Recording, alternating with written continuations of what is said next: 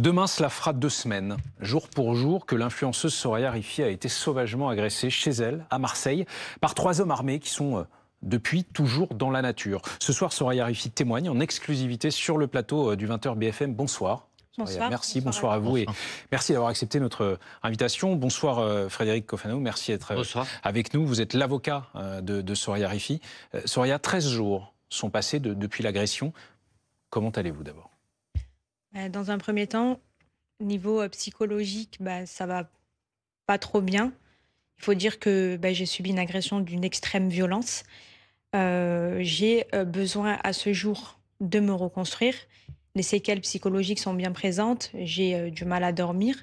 C'est compliqué pour moi de me remémorer tout ce qui s'est passé, de revivre avec des flashbacks. Et puis cette insécurité, la peur toujours d'être suivie, la peur de peut-être se refaire agresser. Donc c'est un peu compliqué pour moi. J'ai dû adopter un nouveau quotidien avec une restriction de liberté qui est un peu compliquée. On va y revenir, évidemment. J'aimerais, si vous le permettez, qu'on revienne ensemble sur cette soirée du vendredi 4 juillet. Vous en avez conservé des souvenirs précis ? Oui. En fait, c'était une journée comme les autres où j'étais en mer avec des amis. Je suis rentrée à mon domicile sur les coups de 20 heures. Et 30 minutes plus tard, je me trouvais seule à mon domicile. Ça a sonné à ma porte. Donc je me suis dirigée vers le judas de ma porte pour regarder qui c'était, sauf qu'il n'y avait personne. Donc j'ai ouvert la porte du bâtiment, enfin la porte de chez moi. Et en fait, j'ai aperçu un jeune homme à l'extérieur de mon bâtiment qui me demandait gentiment et poliment de lui ouvrir la porte.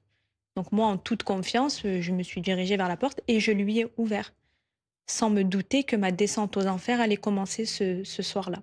Descente aux enfers, c'est très très fort comme terme. C'est un euphémisme, c'est-à-dire que la suite, c'est l'horreur pendant... Ça a été un vrai cauchemar. Pendant plusieurs heures 1h30. D'accord. 1h30. J'ai été séquestrée à partir de 20h30 environ, jusqu'à 22h15. Et c'était compliqué pour moi parce qu'il y a un deuxième homme qui est rentré dans l'appartement. Ils m'ont tout de suite roué de coups, donc ils m'ont pris à coups de poing dans le visage. Et à travers certaines photos et vidéos que j'ai pu diffuser, on peut voir à quel point ils ont été d'une extrême violence. C'est difficile pour moi d'en parler aujourd'hui, mais je suis là et je suis là pour le faire. D'ailleurs, merci de m'avoir invité sur le plateau pour m'exprimer sur cette situation. Et donc, du coup, ils m'ont roué de coups, frappé, attaché, ligoté, demandé de l'argent, peut-être même abusé de moi. Donc, j'ai vécu le calvaire ce soir-là. Durant l'agression, j'ai perdu connaissance, comme je l'avais stipulé dans certains articles. Et en fait, j'ai perdu connaissance parce que mes points de ligotage étaient trop serrés. Et du coup, c'était obstrué. Donc, mon corps n'était presque plus alimenté par mon sang, mes organes vitaux, la respiration anormale avec un scotch qui me strangulait. Donc, c'est des termes qui sont très forts, mais c'est vraiment ce que j'ai vécu. Et puis après, il y a eu toutes ces émotions qui se sont entremêlées durant l'agression, la peur de savoir si j'allais survivre ou pas. Je ne savais pas en fait ce qu'il allait se passer et du coup j'ai lâché prise, j'arrivais plus à tenir. Vous dites j'ai perdu connaissance à un moment. Quand Oui. vous prenez connaissance, vous vous réveillez couverte d'eau de javel. Je me réveille avec mes ravisseurs. Ce sont mes ravisseurs qui m'ont réveillée parce que j'ai convulsé, parce que j'ai perdu connaissance et que mes organes vitaux n'étaient presque plus irrigués par mon sang. Ce qui signifie que j'ai failli perdre la vie. Donc, les ravisseurs, je ne pense pas qu'ils voulaient me tuer, mais ils étaient toujours présents. Enfin, il était toujours présent parce qu'à la fin, il était seul. Donc, du coup, ce qui s'est passé, c'est que il est arrivé le moment où il est parti, où il m'a arrosé d'eau de javel pour enlever ses traces ADN. Il a arrosé également de javel tout l'appartement. Et du coup, ce qui s'est passé, c'est que moi, j'ai réussi à me retirer de mes liens et à me rendre chez mon voisin qui m'a porté secours et d'ailleurs que je remercie sur ce plateau-là parce que grâce à lui, je suis là aujourd'hui. Est-ce que vos agresseurs ont agi à visage découvert ? Oui, mes agresseurs ont agi à visage découvert. Si j'aurais constaté l'inverse, je n'aurais jamais ouvert la porte. Par contre, je ne me rappelle plus de leur visage. Vous seriez dans l'incapacité de les reconnaître ? Non. Qu'ont-ils dit ? Ils ont parlé pendant l'heure et demie qu'a duré cette horrible Oui, j'étais agression. menacée de mort. Si je parlais, si je bougeais, si je faisais quoi que ce soit, il y avait des règles que je devais respecter. C'était de rien dire, de ne pas parler, de ne pas bouger. Sauf qu'avec une strangulation et du sang qui n'irrigue plus normalement Mmh. les organes vitaux, ben forcément, le corps, il bouge. Le corps, il appelle à l'aide. C'est même plus moi qui parlais, c'est mon corps qui parlait pour moi. Et du coup, bah, ce qui s'est passé, c'est que j'étais menacée de mort et qu'il me disait clairement que si je bougeais ou que je parlais, Mmh. il me prenait à coups de couteau. Que si je faisais quoi que ce soit, il m'avait mis... Pardon. Allez-y, prenez votre temps. Il m'a mis un calibre sur la tête. Donc j'ai stressé, je lui ai dit que je n'avais rien à lui offrir, mais que j'avais que 900 €, 1000 €, je sais plus. Et c'est tout ce que j'avais à lui offrir. Et en fait, comme j'avais pas grand-chose de valeur à lui donner, j'avais peur à ce moment-là, soit qu'il me prenne un coup de couteau, soit qu'il me tire une balle dans la tête. Donc j'ai eu très très peur. Et aujourd'hui, j'en suis meurtrie. À l'intérieur de moi, je suis abîmée, je suis détruite. Je suis détruite. Vous avez une idée de qui vous a fait ça? Parce qu'à ce jour, il n'y a eu encore aucune interpellation. Le problème, c'est que j'ai reçu plusieurs emails d'extorsion de fonds et de chantage 3 semaines avant l'agression. Est-ce que c'est lié? Je ne sais pas. Donc l'enquête judiciaire est en cours. C'est pour ça que je vais peut-être laisser la parole à Maître Cofano, qui est aussi mon avocat en complément de Tom Michel, et qui pourra vous donner peut-être plus d'informations sur l'enquête judiciaire. Mettre peut-être une parenthèse Oui. justement sur l'enquête en cours. Quelles sont les nouvelles que vous Alors, avez? l'enquête poursuit son cours.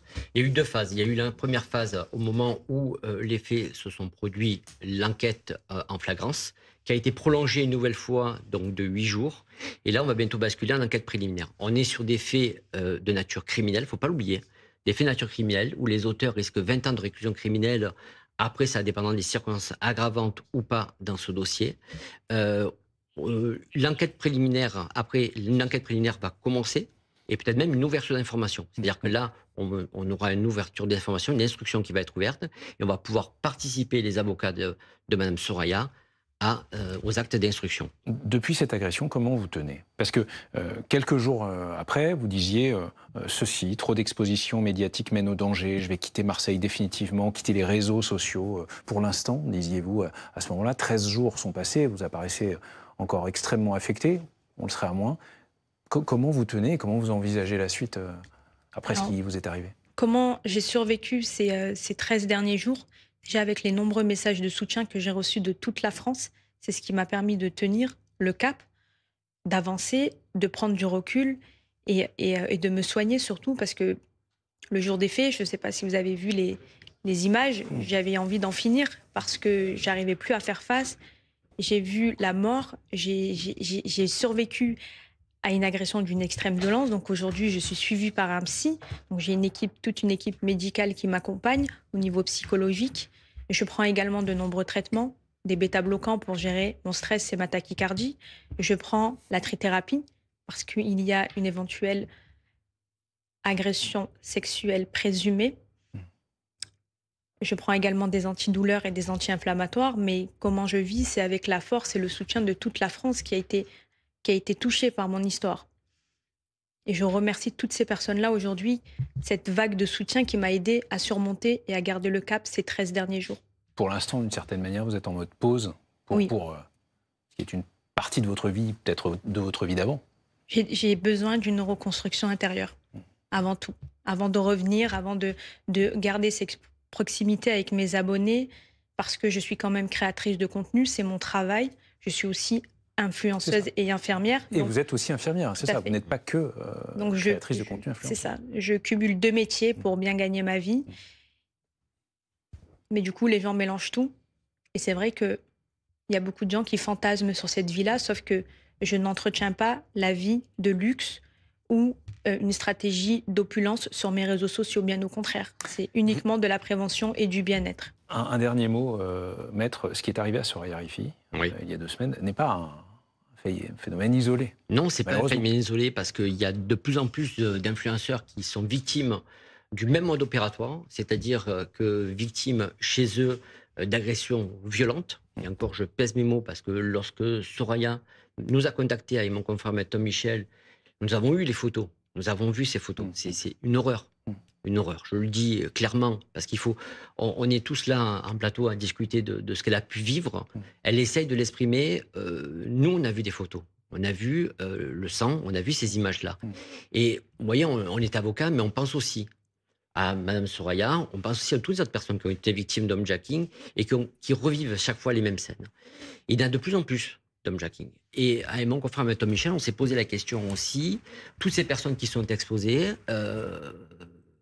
qu'est-ce qu'elles peuvent bénéficier comme protection? Vous voyez, parce qu'on peut ouvrir le sujet, se poser la question sur la question de la protection des... Alors, à un moment donné, c'était les footballeurs qui étaient visés pour des faits d'homejacking. Et c'était récurrent, que ce soit à Marseille, à Paris ou dans les autres clubs de foot. Il suffisait qu'ils disent sur les réseaux sociaux où ils étaient, ils sont partis en stage, tout ça, pour qu'à un moment donné, il y ait un déchaînement. Vous regrettez un manque de protection actuellement? Oui, mais on s'est posé la question de cette protection. En fait, on s'est posé la question, vous voyez, pour les clubs de football, ils ont mis en place toute une série de protections. Pour les influenceurs ou les influenceuses, comment se protègent-ils? Ils sont chez eux. Vous savez, le domicile, c'est l'endroit inviolable.